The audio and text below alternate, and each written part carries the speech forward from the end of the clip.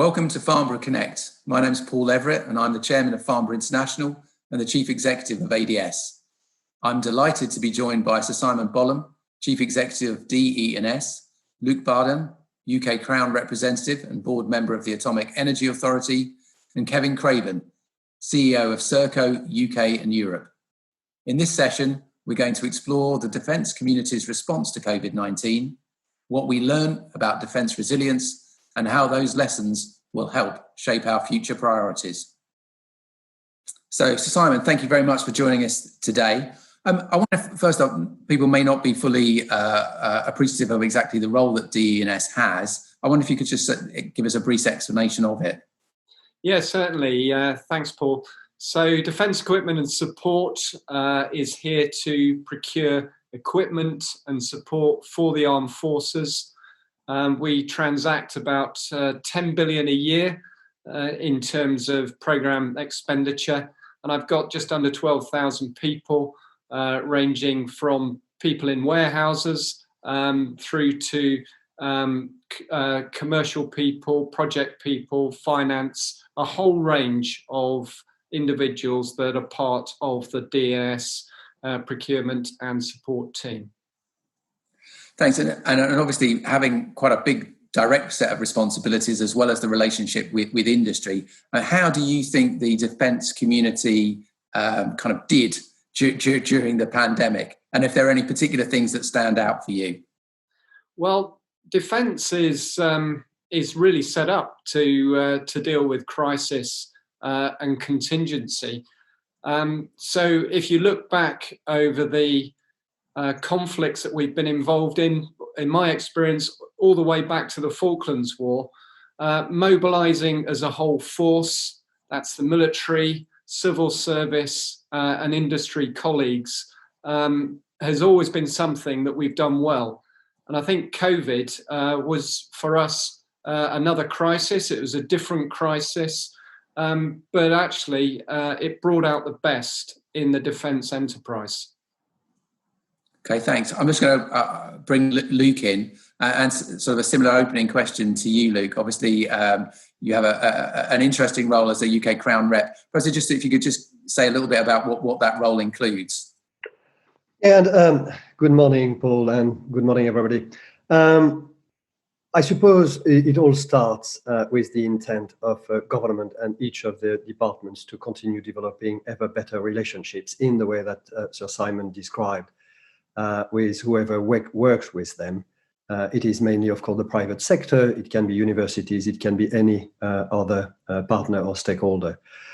And therefore, it was about the search of proper and useful and efficient mechanisms to do this, and it always relies on people. The role of a Crown Rep is, in fact, to sit between department or government and a company or a couple of companies, to be, I would say, the independent voice, the person who has experience and who each of the organization can talk to, the person who can help bridge between the parties in cases of issues, and I could amplify and multiply the kind of roles. And of course, to your earlier question, when you think about a major crisis like COVID, that role is of course mobilized, as you can imagine. And kind of in your experience, do you have any particular kind of views around how do we deal with resilience, or how do we approach resilience? Well, I'm sorry, I'm going to put a bit of myself into this. I've been working for various reasons of the past and the present about resilience quite a bit. And I suppose the way I would think about it is you're resilient, or you have a greater chance to be a resilient organization if you've got purpose and values, if you've developed relationships and social capital, if you are a learning organization, and if you share leadership. I don't know if that's a universal or I don't pretend it is a better model than others. It's certainly the one that I'm using. And if you unpick each of them and think about how, in more details, how it has gone during the COVID crisis, very much to Simon's point, I think you would put a lot of positives against each of these, on how it went. You can also take some lessons, because who is perfect? Thank you very much. That's been great. I wanted the first question, if I could just ask you to explain a little bit about what the Defence Supplier Forum is and how it worked with our colleagues in the Ministry of Defence during the pandemic. Happy to, Paul. So the DSF is the official interface between the MOD and the defence industry, and takes the form of a monthly meeting for the most part. We did change that rhythm during the crisis to adapt to how the pace of the crisis was moving. But essentially, we meet monthly. There are representatives of the primes, there's representatives of the mid-tier organisations, as well as SMEs and various departments from the MOD. It's co-chaired by two senior members, Simon Bolam for the MOD, Norman Bone for the industry, and there is a working group structure that sits underneath that use the forum to report into. So very dynamic, reasonably structured in terms of a program management office led by the MOD, and there is a portal where we lodge papers and things in advance of the meeting. So, all the usual things you'd expect, but actually, and I've worked across multiple sectors, it's probably one of the more rigorous and structured approaches that I have seen in industry versus government interfaces. Brilliant, thank you. Simon, I know also that you and your colleagues were not just looking after the defence priorities, but you're also playing a slightly broader role in assisting the nation during this period. I wonder if you wanted to talk a little bit about some of those assets or factors that you were working with. Yes, early on in the crisis, and the crisis was interesting really because there was a slow burn from the start of the year, and then suddenly we got to a point where we were into lockdown. The nature of the virus was that it was spreading rapidly. And of course, we had the ventilators and then the PPE crisis. So what we were called on by Luke's colleagues in the Cabinet Office to see whether we could provide some assistance to the NHS in those two critical areas, ventilators and PPE. And at peak, I'd provided something like 300 people into that enterprise.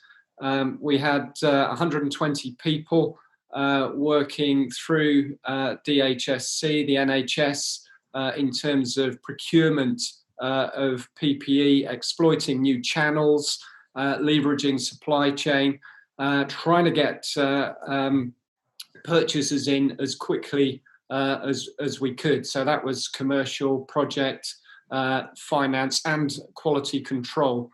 So that was probably the main part.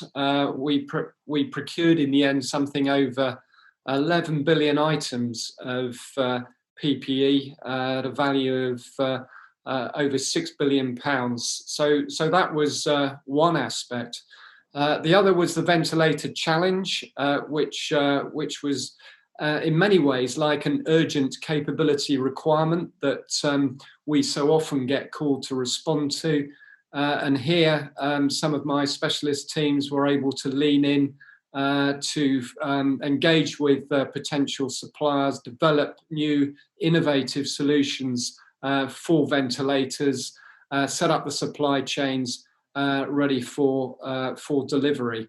And then the third aspect was using our warehouse capability at Donington, and the men and women there were extremely agile and adapted to the situation in terms of taking in ventilators themselves, the support elements to them, spares, etc., and providing that warehouse and distribution support to the NHS. So my people were really energised by helping with this national crisis, and I'm very proud of the contribution they've made.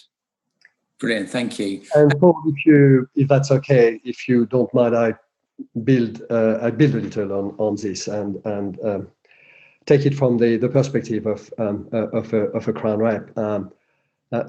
Just as a matter of amplification, I think what the MOD has demonstrated in mobilizing and providing expert people in mass to the NHS system and wider, to Simon's point, is absolutely wonderful and real. When we engage in the ventilator, and I happen to be the Crown Rep of one of the teams who have taken on that challenge, that amazing challenge, as you will see, it has been to a large extent defense supply chain who have been mobilized and mobilized themselves, big names.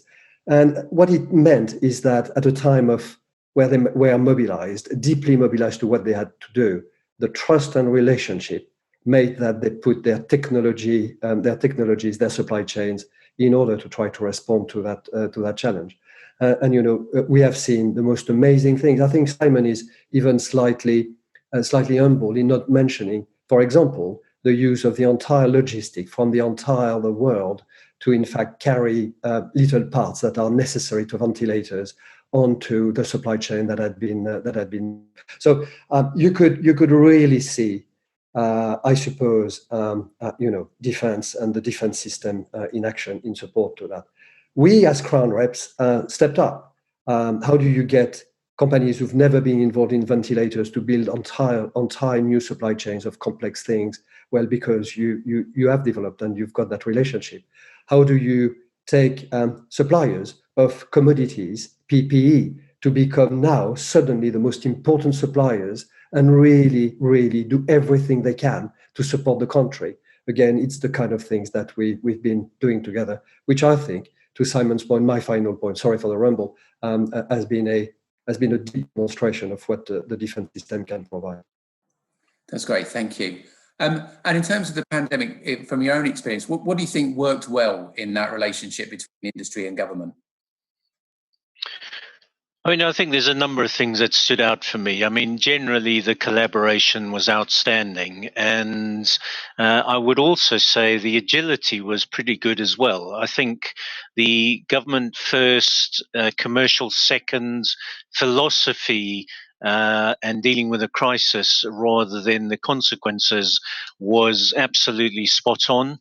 There was an absolute willingness on both sides to suspend the norms, change the frequency of meetings, change the medium of meetings. So face-to-face went very rapidly to video, as we are now.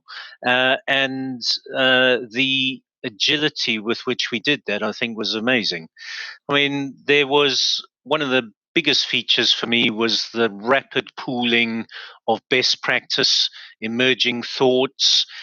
So, at the beginning of this, people weren't sure how to deal with social distancing, with PPE shortages, and a number of other things, but found it very quickly that different members of the forum on both sides were experimenting and sharing. So that was enormously helpful as well. So there are a number of things, but I think the general theme of collaboration in the face of the crisis really, really helped. So Simon, obviously this has been an interesting period. I want to, were there particular lessons that you've taken from it that you will look to help shape your future activities and priorities at DNS? Yeah, so Paul, the first thing really, building on Luke's earlier point, was about the relationships that we have with the defence suppliers, which were already pretty good. But in terms of the communication channels, they were probably a little longer than I'd have wanted them. So one of the first things we did was to pull together, with your assistance, in fact, Paul, the Defence Suppliers Forum, the DSF group, with ADS very much supporting, reaching into the middle tiers and indeed the SMEs. So the first rule of any crisis is effective communication, command and control. We established that first up, and we managed to establish the priorities. The Permanent Secretary put out a couple of notes reiterating that defence was a national priority and that we needed to maintain continuity through that. So the first lesson was about setting up that effective command and control. It was a bit ad hoc at the start. We've refined it, as you know, as we've gone through, and actually part of that should endure. And I think also it brought home to us the need to understand the supply chain in more depth, not just us as a customer, but some of our first tier primes as well, making sure that we understood the issues that the suppliers had, both in terms of financial health, liquidity, and indeed sourcing of components that became difficult given the close down of some supply chains across the world. So effective command and control was one, and it's a lesson that we're going to take forward now in terms of improving our communication with industry. And then really the other one is agility. I've mentioned that reacting to crises, to conflicts, is nothing new to us in defence and in D&S.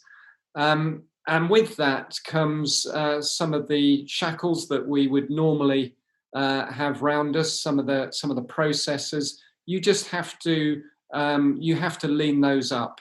And the real message is that you give people responsibility, you give them delegation, you give them empowerment, and they perform. And that's exactly what's happened here. The people have been very proud to accept some quite significant responsibility here, and they've got on and they've delivered. That's brilliant, thank you. And Luke, I wondered if you could say anything about the wider role that the Cabinet Office played in, trying to help and support. Not just in defence, but all of the suppliers to government in terms of looking to deliver some greater flexibility during this difficult period. Yes, and I suppose, Paul, I would start in saying that it has been an amplification of what Cabinet Office with and for departments is doing, and in particular is doing in establishing, improving, managing the relationship with strategic suppliers and their supply chains. We have not made up something and then changed the world. We've built, amplified, accelerated what we were doing. What has it been about? Well, I would absolutely unpick two things that Simon was saying. The first one was absolutely integrated communication. If I didn't hear thousands of times from both parties, industry and government and the MOD, that it has been so easy to work together during this period, and we so much would like that it continues in the particular way as it was. I suppose the Cabinet Office has been absolutely trying to enable this and support that this happens. And the addition I would make is that it can happen at executive level, and in fact it does happen at executive level very well. It has to happen and permeate into the entirety of the organization, which is Simon's second point, which is empowerment. And in fact, Cabinet Office, with the model that we're applying, has been supporting and helping that there is a rapid permeation of what was decided and needed to be done at all levels of the organization so that it is indeed done and delivered. And I suppose the third one was, again, it is a continuity. We've got a deep and rigorous mechanism of following in details the life of our strategic suppliers and their supply chain. Of course, this has been extremely active.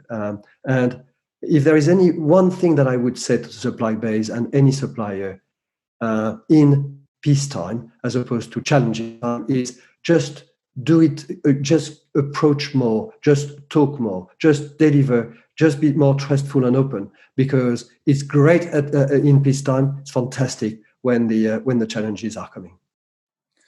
And sort of, if you like, what for you were some of the big lessons from dealing with the sort of pandemic, and in particular, I guess this sort of theme about resilience. Did we turn out to be resilient in the face of quite a stressful experience and testing? I think we did. So the major programs continued to be delivered. The challenges in continuing to deliver those things were discussed openly.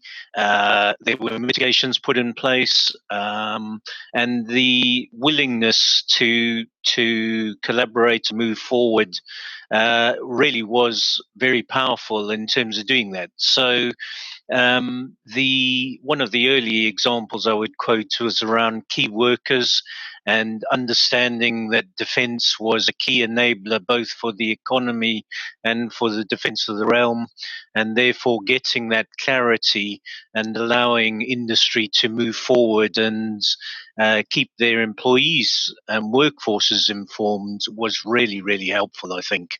And there were many things, but I think that general sense of there is a job to be done. Let's carry on doing that job because it's important. And if there is a problem, let's tackle the problem and think of ways to get around it.